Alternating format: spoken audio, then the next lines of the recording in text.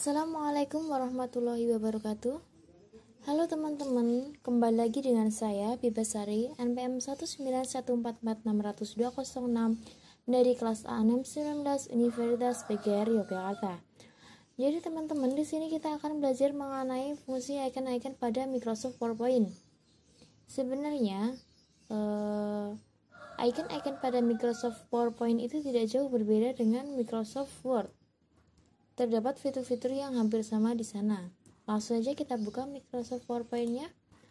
Di sini saya menggunakan Microsoft PowerPoint 2010. Nah, fungsi yang pertama terdapat di file. Di sini ada save. Nah, fungsi di save itu tersebut adalah untuk menyimpan dokumen yang telah kita buat. Kemudian di bawahnya ada save as, berfungsi untuk menyimpan dokumen dengan judul yang baru. Kemudian di sini ada open untuk membuka dokumen, ada close untuk menutup komen, ada info, ada reset, kemudian ada renew yaitu untuk membuat PowerPoint yang baru. Kemudian ada print untuk ngeprint dokumen yang telah kita buat. Kemudian ada save and send, help option, dan ada exit.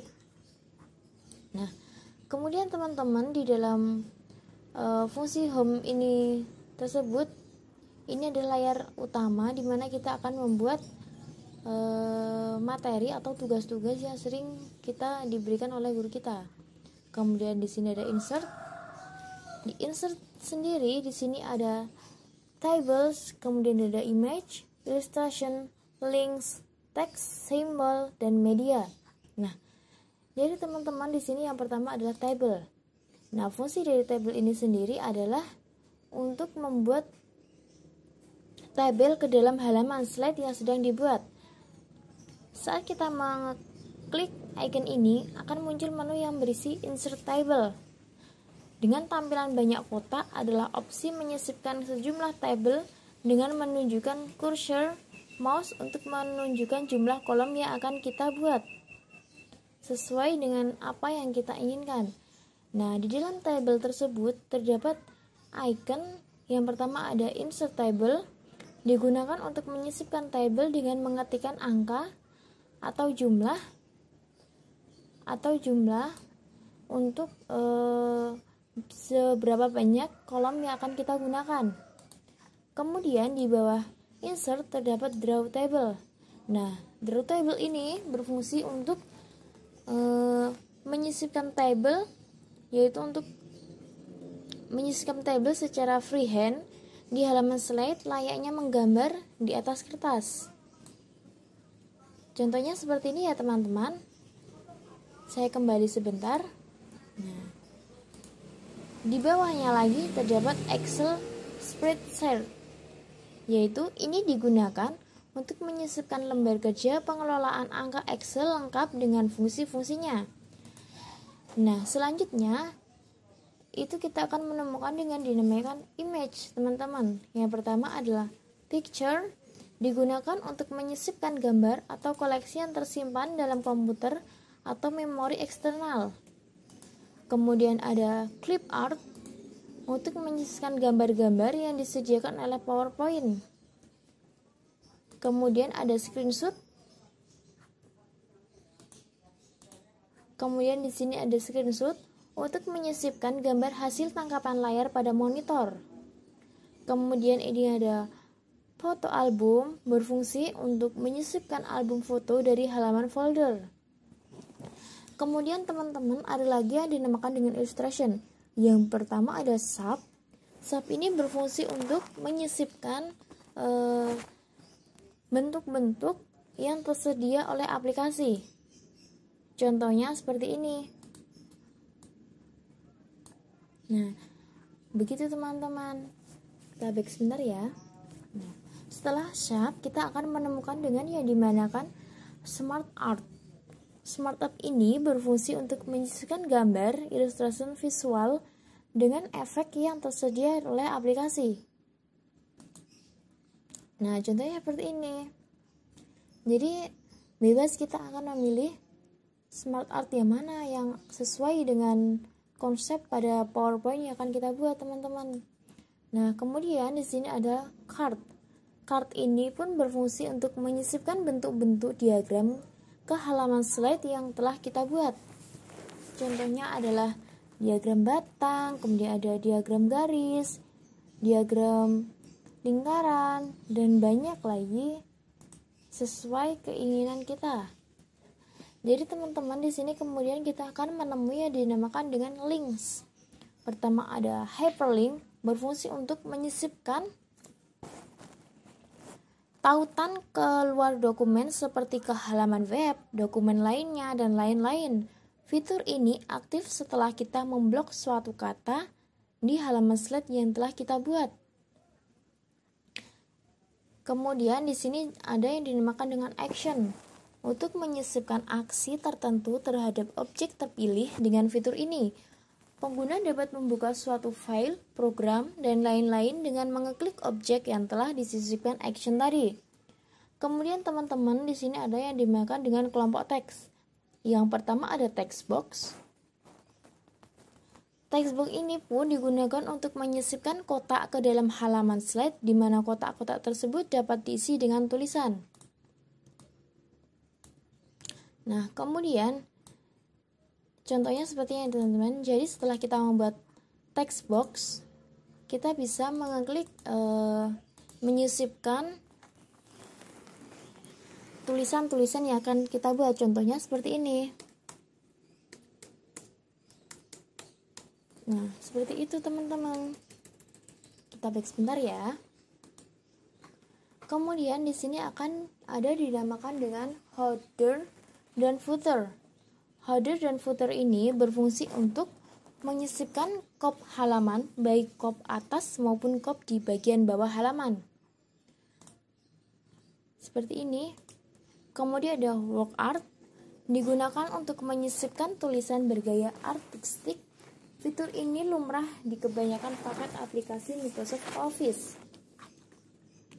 Kemudian ada date dan time, berfungsi untuk menyisipkan tanggal dan waktu ke dalam slide sesuai dengan tanggal dan waktu yang berlaku di sistem.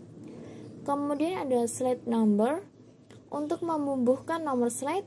Kemudian ada objek untuk menyisipkan objek embedded atau file lain di luar PowerPoint. Nah, kemudian di sini ada yang dinamakan dengan simbol, teman-teman.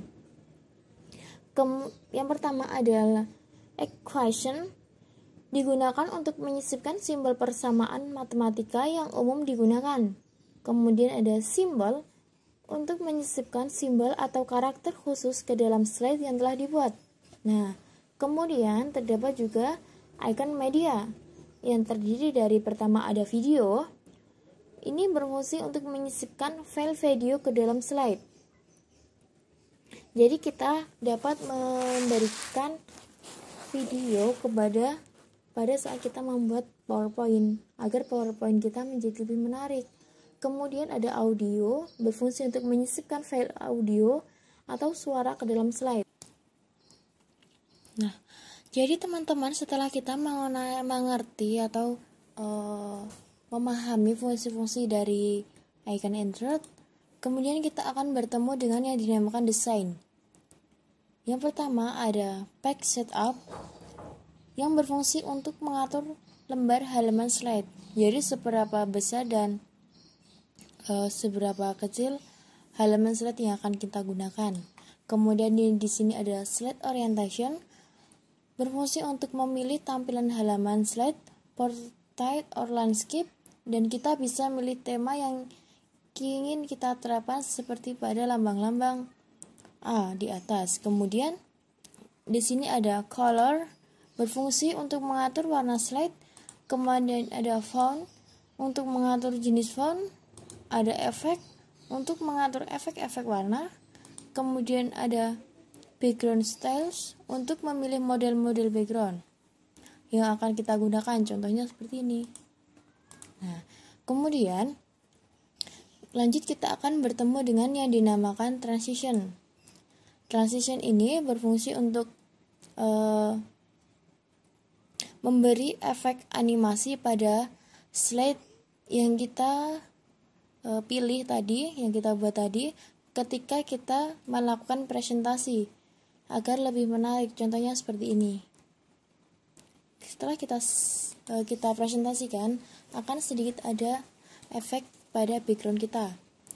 Nah, kemudian kita akan bertemu dengan animasi. Pada animasi ini terdapat icon yang dinamakan dengan preview untuk memilih hasil sementara.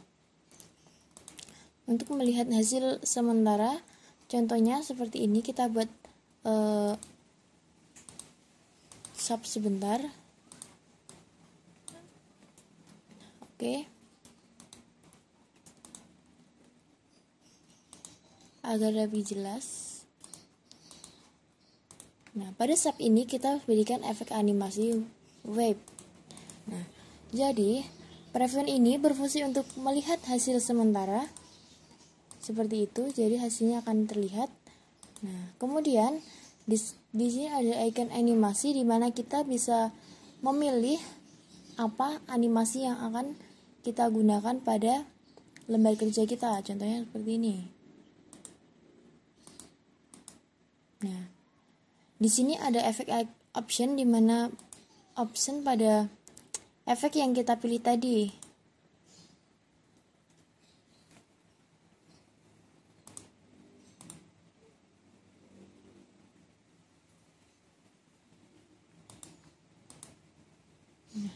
Kemudian teman-teman, di sini ada yang dimanakan dengan custom animation untuk memilih model animasi lebih lanjut, dan Anda bisa memilih salah satu tepat di samping kanannya model-model animasi atau pergerakan slide yang kita inginkan transition sound. Nah, kemudian ada yang dinamakan dengan transition speed untuk memilih kecepatan. Kemudian ada yang dinamakan dengan advanced animation, berfungsi untuk jika Anda memilih on mouse click, maka slide akan bergerak jika diklik terlebih dahulu, dan jika kita memilih automatically after, maka tanpa Anda klik mouse terlebih dahulu sudah bergerak sesuai waktu yang kita inginkan. Nah, kemudian icon yang selanjutnya adalah slide show, di mana ada from begin untuk melihat tampilan dari awal mengenai tugas kerja kita. Kemudian di sini ada from current slide, berfungsi untuk melihat tampilan yang sedang aktif. Kemudian ada customer slide show untuk mengatur lebih lanjut slide. Kemudian ada setup, berfungsi untuk mengatur. Kemudian ada hide untuk membunyikan slide, record a narration untuk menekan narasi, ada rehearse timing untuk melihat waktu, ada use reset timing jika Anda ingin melihat waktu. Kemudian ada resolute, berfungsi untuk mengatur solusi. Kemudian di sini ada review. Pada menu-menu review pada PowerPoint ini terdapat spelling untuk ejaan. Kemudian ada research untuk kembali mencari. Kemudian ada thesaurus untuk kamus. Ada translate, terjemahan, language untuk bahasa, short markup untuk mengisi acara, ada new comment untuk membuat sebuah form comment baru, edit comment untuk mengedit comment, ada delete untuk menghapus comment, preview untuk sebelumnya, next untuk selanjutnya, ada protect procession, yaitu berfungsi untuk mengunci dokumen. Nah, kemudian pada menu view terdapat yang dinamakan dengan normal untuk menampilkan slide secara normal. Jadi tampilannya akan seperti ini. Kemudian ada slide sorter, menampilkan slide yang telah disortir. Kemudian ada notepad, berfungsi untuk